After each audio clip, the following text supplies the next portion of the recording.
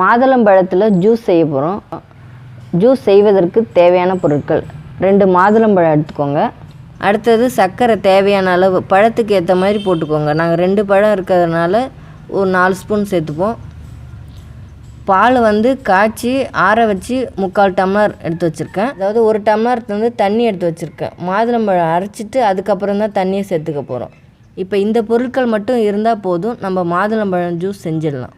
வாங்க இப்போ செய்முறையை பார்க்கலாம்.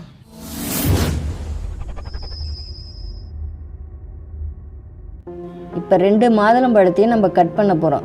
ஒரு மாதுளம்பழத்தை 2ஆக கட் பண்ண போகிறோம். இதை இது ஒரு டைப்லையும் இது ஒரு டைப்லையும் கட் பண்ண போகிறோம். ஃபஸ்ட்டு இப்போ 2ஆக கட் பண்ணுறதை பார்க்கலாம்.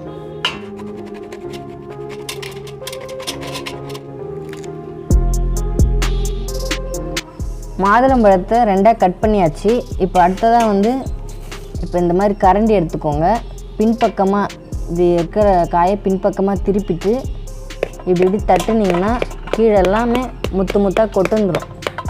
ஈஸியாக இருக்கும் இந்த மாதிரி செய்கிறது. நமக்கு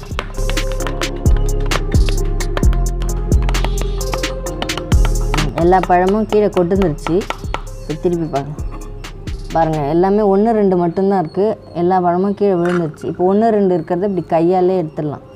2 விதமாக சொல்லியிருந்தேன் இல்லையா? ஒரு மாதுளம்பழத்தை 2ஆக கட் பண்ணி கரண்டியால் பின்பக்கமாக அடித்து அதை பழத்தெல்லாம் வெளியில் எடுத்தாச்சு. அடுத்த டைப்பு மாதுளம்பழம் அடிப்பகுதி இருக்கிறத முதல்ல ஃபஸ்ட்டு கட் பண்ணியிருக்கோம்.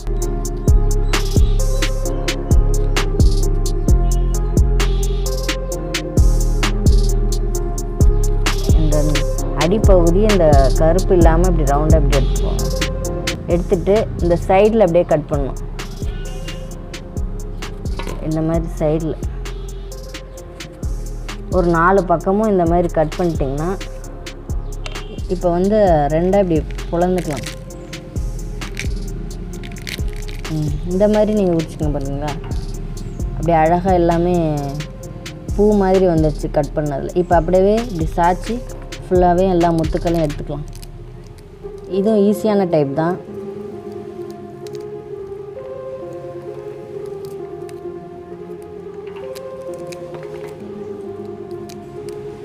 மாதுளம்பழம் 2 பழமும் உரித்து இந்த மாதிரி பழத்தை மட்டும் எடுத்தாச்சு. அடுத்ததான் நம்ம மிக்ஸி ஜாரில் இது எல்லாத்தையும் போட்டுக்க போகிறோம். 2 பழத்தையும் இந்த ஜார்லேயே போட்டுடலாம். 2 பழத்தையும் போட்டு வச்சிங்களா? அடுத்ததாக இப்போ மாதுளம்பழத்தில் தண்ணி இருக்கும், அதனால் தண்ணி சேர்க்க போகிறதில்ல. இப்போ சர்க்கரை மட்டும்தான் நம்ம சேர்க்க போகிறோம்.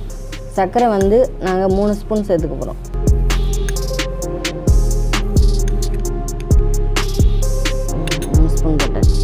இப்போ இப்படியே நம்ம மிக்சியில் அரைச்சிடலாம். தண்ணி இதில் மாதுளம்பழத்தில் அதிகமாக இருக்கிறதுனால தண்ணி ஊற்றுறதில்ல. அரைச்சிட்டு வந்த பிறகு தான் தண்ணி சேர்க்க போகிறோம், தண்ணியும் பாலும். இப்போ அரைச்சிக்கலாம். மாதுளம்பழமும் சர்க்கரையும் போட்டு ஒன்றா அரைச்சிட்டு வந்தாச்சு.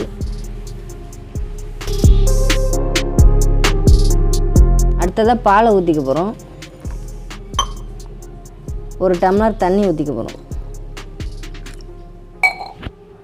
இப்போ எல்லாமே ஒன்றா கலக்கிட்டு நம்ம வடிகட்டிக்க போகிறோம். இப்போ வடிகட்டிக்கலாம். ஒரு பாத்திரத்தில் வடிகட்டிக்க போகிறோம்.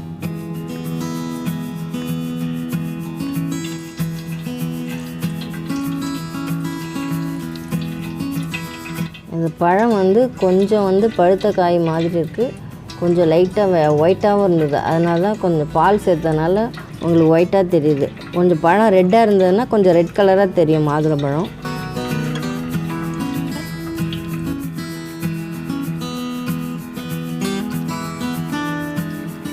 மாதுளம்பழத்தை மிக்சியில் அரைச்சி வடிகட்டியாச்சு. அடுத்ததாக நம்ம கிளாஸில் ஊற்றிக்க போகிறோம்.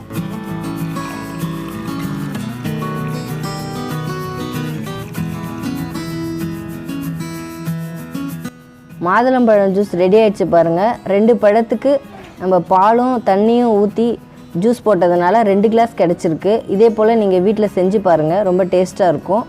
மாதுளம்பழம் ஜூஸ் உங்களுக்கு பிடிச்சதுன்னா லைக் பண்ணுங்கள். இதே போல் வீடியோக்களை காண எங்களுடைய தமிழா யூடியூப் சேனலை சப்ஸ்கிரைப் பண்ணுங்கள். தேங்க்ஸ், பாய்.